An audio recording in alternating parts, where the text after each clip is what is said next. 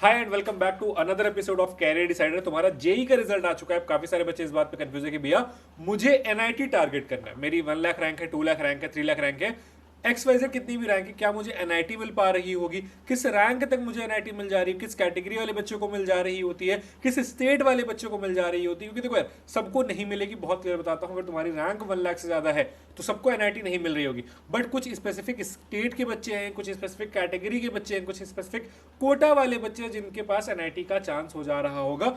किनको किनको मिल रही होगी आगे डिटेल में डिस्कस कर रहे होंगे। तुम्हें टूल भी दे रहा हूँ जिससे तुम अपनी रैंक इंटर करके ये देख सकते हो तुम्हारे पास कौन कौन सी एनआईटी, ट्रिपल आईटी, जीएफटीआई का ऑप्शन है, फिर कौन कौन से स्टेट कॉलेजेस का तुम्हारे पास ऑप्शन रहने वाला है। अब तुम्हें क्या करना है, वीडियो स्टार्ट करने से पहले कैरियर डिसाइडर को सब्सक्राइब कर लेना, क्योंकि आगे चल के तुम्हारे 3 महीने की काउंसलिंग होने वाली है। कॉलेज रिलेटेड बहुत सारे डाउट आ रहे होंगे, तुम्हारे सारे डाउट क्लियर कर रहा हूँ। तुम एक अच्छे कॉलेज में एडमिशन करवा रहा हूँ तो तुम्हें क्या करना है, कैरियर डिसाइडर को सब्सक्राइब जरूर से कर लेना है और व्हाट्सएप चैनल डिस्क्रिप्शन बॉक्स में लिंक मिल जाएगी, वहां से ज्वाइन कर लेना है। अब देखो, सिंपल सी चीजें पहले समझो कि जो एनआईटी में हम एडमिशन ले रहे होते हैं तो एनआईटी हमारे पास 3 तरीके की है, टीयर 1, टीयर 2, टीयर 3। अब हर एनआईटी में क्या होता है कि 50% का होम स्टेट कोटा होता है, 50% का अदर स्टेट कोटा होता है। यानी कि सपोज कोई उत्तर प्रदेश का बच्चा है, अब एमएनआईटी इलाहाबाद है, तो 50% की जो सीट है वो रिजर्व रहेगी यूपी वाले बच्चों के लिए, और 50% की सीट जो है अदर स्टेट वाले बच्चे उसमें पार्टिसिपेट करेंगे, उनको उससे कोटे से अलॉट हो रही होगी। सेम चीज जनरल वाले के लिए, मान लो तुम्हारी पूरी सीट रहती है, इसके बाद तुम्हारे पास जो है 10% ईडब्ल्यूएस के लिए जो है रिजर्व रहती है, फिर तुम्हारे लिए ओबीसी के लिए रिजर्व रहती है, फिर तुम्हारे लिए एससी की कैटेगरी के लिए रिजर्व रहती है, फिर एसटी कैटेगरी की सीट रिजर्व रहती है। साथ में तुम अगर फीमेल कैंडिडेट हो तुम्हारा और फायदा होता है, क्योंकि 20% of the seat female candidate के लिए भी रिजर्व रह रही होती है। तो फीमेल जितने भी कैंडिडेट उनको एक बेनिफिट मिल जा रहा होता है। अब देखो, टीयर 1, टीयर 2, टीयर 3 एनआईटीज की बात कर रहा हूँ तो NIT Trichy, NIT Surathkal, NIT Warangal, Rourkela, Allahabad, Calicut, Jaipur, Nagpur, Kurukshetra, Delhi, Surat, ये तुम्हारी टीयर 1 में आ जाएंगे। बट मैं एनआईटी दिल्ली को टीयर 2 में कंसीडर कर रहा होता हूँ, तो हम उसको देख रहे होंगे। ठीक है, एनआईटी जो दिल्ली है हमारी वो टीयर 2 कैटेगरी में आ जाएगी। अभी किस बेसिस पे डिवाइडेड है, ये आरवाई के बेसिस पे डिवाइडेड है, ये प्लेसमेंट्स के बेसिस पे डिवाइडेड है, ये इंफ्रा के बेसिस पे डिवाइडेड है, ये बच्चों के फीडबैक के बेसिस पे डिवाइडेड है, साथ में फैकल्टीज, फैसिलिटीज, सारी चीजों को कंसीडर करके इसको हमने डिवाइड किया हुआ है। टीयर 2 की बात करेंगे तो दुर्गापुर, जमशेदपुर, भोपाल, जालंधर, हामिरपुर, सिलचर, रायपुर, पटना, आईआईएसटी शिवपुर, गोवा और आंध्र प्रदेश आ जा रहे होते हैं। टीयर 3 में बात करोगे तो मोस्टली जितने नॉर्थ ईस्ट के एनआईटीज है, उत्तराखंड, श्रीनगर, ये वाले एनआईटीज भी इसमें आ जा रहे होते हैं। तो एनआईटी उत्तराखंड, पुडुचेरी हो गई, मेघालय हो गया, आंध्र प्रदेश हो गया, सिक्किम हो गया, अगरतला हो गया, मणिपुर हो गया, नागालैंड हो गया, मिजोरम हो गया, अरुणाचल प्रदेश हो गया, श्रीनगर हो गया। तो ये तुम्हारी टीयर 1, टीयर 2, टीयर 3 कैटेगरी की एनआईटीज हो जा रही होंगी। अब तुम्हें अपनी रैंक पे जानना है, पर्टिकुलर कौन सा कॉलेज मिल सकता है, तो अपनी रैंक कमेंट सेक्शन में बता देना, विद कैटेगरी बताना, मैं बता दूंगा तुम्हारे पास कौन कौन से कॉलेज के ऑप्शन हो सकते हैं। ठीक है, मूविंग फॉरवर्ड, टीयर 2 अगर एनआईटी में बात करूंगा तो तुम्हारे पास एनआईटी गोवा का ऑप्शन है। अब एनआईटी गोवा में देखो, एक गोवा लग जा रहा होता है, एक जो तुम्हारा क्या नाम है यूनियन टेरिटरी वाला क्राइटेरिया लग जा रहा होता है, प्लस एक तुम्हारा अदर स्टेट लग जा रहा होता है। तो सिविल इंजीनियरिंग 1,14,000 तक 2024 में ये सिविल इंजीनियरिंग, अभी सीसैप राउंड में जाओगे ना तो 7 लाख 7.5 लाख रैंक पे भी मिली थी, ये जोसा का कट ऑफ है। सीसैप में जाओगे 7 लाख 6 लाख तक भी तुम्हें मिल जा रहा होगा। ठीक है, सीएससी 27,000, सीएससी क्लोज हो जा रहा होगा जल्दी, ईसी 90,000, इलेक्ट्रिकल 90,000, ईसी तुम्हारा 45,000, मैकेनिकल इंजीनियरिंग 64,000। यूटी में देखेंगे तो 1,08,000 तक आ जाएगा लास्ट राउंड, अदर स्टेट में देखेंगे तो 45,000 तक आ जा रहा होगा। ठीक है, अब देखो आगे हम देखेंगे, उससे पहले तो सबसे पहले इंपॉर्टेंट चीज़ है कि अगर तुम अपनी रैंक पे जानना है कि कौन कौन से कॉलेज ऑप्शन हो सकते हैं, तो उसके लिए तुम्हें सिंपली क्या करना है, गूगल पे जाना है, कैरियर डिसाइडर.com टाइप करना है, तुम्हें लिंक डिस्क्रिप्शन बॉक्स में मिल जा रही होगी। ठीक है, यहाँ पे आ जाने इस तरीके से तुम्हारे एक पैनल बना दिया गया है। अब इसमें चॉइस फिलिंग टूल्स वगैरह सारी चीज़ अपडेट हो रही होंगी। अभी यहाँ पे प्रिंटर हम यूज़ कर रहे होंगे जोसा, सपोज मेरी जोसा की काउंसलिंग चल रही है। ठीक है, मुझे 200 में दिखना है मेरे पास कौन कौन सा ऑप्शन है। अब मैं यहाँ पे अपनी रैंक एंटर करूँगा, सपोज मेरी रैंक ये है, कैटेगरी मैंने अपनी चूज़ कर ली, ओपन, एग्जाम मैंने जेईई मेंस का डाल दिया। ठीक है, और मैं यहाँ पे प्रीडिक्ट कॉलेज करूँगा, देखूंगा मेरे पास कौन कौन से कॉलेज के ऑप्शन है। जैसे मेरे पास एनआईटी सूरतकल का ऑप्शन हो जा रहा है, सूरतकल में मुझे एआई मिल जाएगी, कंप्यूटर साइंस इंजीनियरिंग मिल जाएगी, कंप्यूटर डेटा साइंस मिल जा रहा होगा, ओपनिंग, क्लोजिंग, राउंड, कोटा, सारी चीज़ें तुम्हें डिटेल में बता दे रहा हूँ। तुम्हारे पास कौन सी एनआईटी है, कौन से ब्रांच मिल सकती है, किस रैंक तक मिल सकती है, सारी चीज़ें डिटेल में तुम्हें यहाँ पे पता चल जाने वाली है। तो तुम इसको यूज़ कर सकते हो, डिस्क्रिप्शन बॉक्स में लिंक मिल जा रही होगी।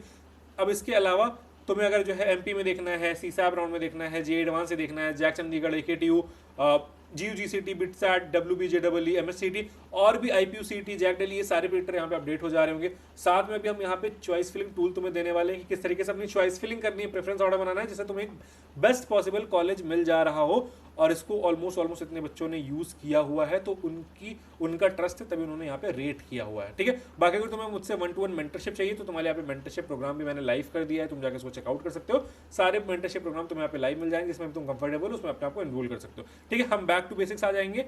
अपने यहाँ पे कॉलेज डिस्कस करें। एनआईटी रायपुर की बात करेंगे, बायोमेडिकल ऑलमोस्ट 1,16,000 रैंक पे तुम्हारे पास मिला हुआ है। बायोटेक्नोलॉजी 1,08,000 रैंक, केमिकल 66,000 की रैंक में मिल जा रहा है, सिविल 73,000 की रैंक में मिल जा रहा है, मेटलर्जी 85,000 की रैंक में मिल जा रहा है, माइनिंग 1 लाख की रैंक में मिल जा रहा है। अदर स्टेट में देखो तुम्हारा सेम चीज मैंने बताया कि होम स्टेट वालों को फायदा मिलता है, अदर स्टेट वालों को थोड़ा सा नुकसान हो रहा होता है। हमीरपुर में यहाँ पे जो उत्तराखंड का भी जो है स्टेट लग जा रहा होगा और हिमाचल का भी लग जा रहा होगा होम स्टेट, ठीक है। अब यहाँ पे केमिकल इंजीनियरिंग, ठीक है, chemical engineering 91,000, civil engineering 1,12,000, electronics 45, engineering physics 1,14,000, material science 1,17,000, mechanical 73,000। CSAB में कट ऑफ और बढ़ जा रहा होगा। Arunachal Pradesh 1,82,000, mechanical engineering 2,01,000, EC 1,15,000, NIT Puducherry civil engineering 2,05,000, CSC 64,000, electrical engineering 1,16,000, EC 86,000, mechanical engineering 1,67,000, Meghalaya civil engineering 3,18,000, computer science 59, electrical engineering 1,46, electrical EC 1,46,000 तक मिल रही है तुम्हें, ठीक है। तो बस मेक श्योर तुम्हें करना है कि तुम्हें ये सारी चीजें पता होनी चाहिए, ठीक है, कि तुम्हें ये सारी चीजें अगर पता है तो तुम काउंसलिंग सही तरीके से करोगे, चॉइस फिलिंग सही तरीके से करोगे, तुम्हें कॉलेज अच्छा अलॉट हो जा रहा होगा, वरना बाद में जाके रिग्रेट कर रहे होगे, तो वो रिग्रेट हमें नहीं करना है, ठीक है। NIT Agartala almost production engineering 3,08,000 rank में मिली हुई है। बायोटेक जैसी ब्रांचेस तुम्हें 3,20,000 में मिली हुई है। वहीं अदर स्टेट वालों को देख लो, मैक्सिमम कट ऑफ 59,000 गया हुआ है, ठीक है। एनआईटी श्रीनगर, अब यहाँ पे तुम्हारा एक जम्मू स्टेट का कोटा लग रहा होगा, जम्मू जेके का, ठीक है, फिर तुम्हारे पास लद्दाख वाला, फिर तुम्हारे पास अदर स्टेट। तो जम्मू कश्मीर में तो स्टिल देखो chemical engineering 1,17,000, civil engineering 1,05,000, mechanical 1,08,000, metallurgy 1,33,000। Ladakh वाले में देखोगे तुम्हें यहाँ पे देख रहे हो सीएससी 2,20,000 प्लॉट हुई, यानी कि 2,20,000 तुम्हारे पास सीएससी का ऑप्शन है यहाँ पे। इलेक्ट्रिकल 3,40,000, ठीक है। मेटलर्जी 4,67,000 तुम्हारे पास यहाँ तक ऑप्शन आ जा रहा है। यहाँ पे तुम देख लोगे अदर स्टेट वालों के लिए 55-57 ही कट ऑफ जा रहा है।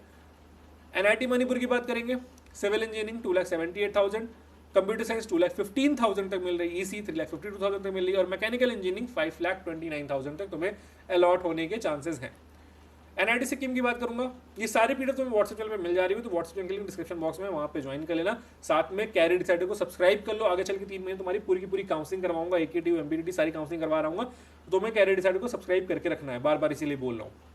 सिक्किम की बात करेंगे, civil engineering 6,29,000, artificial intelligence 2,88,000, electrical electronics 5,14,000, EC 4,15,000, mechanical engineering 6,26,000।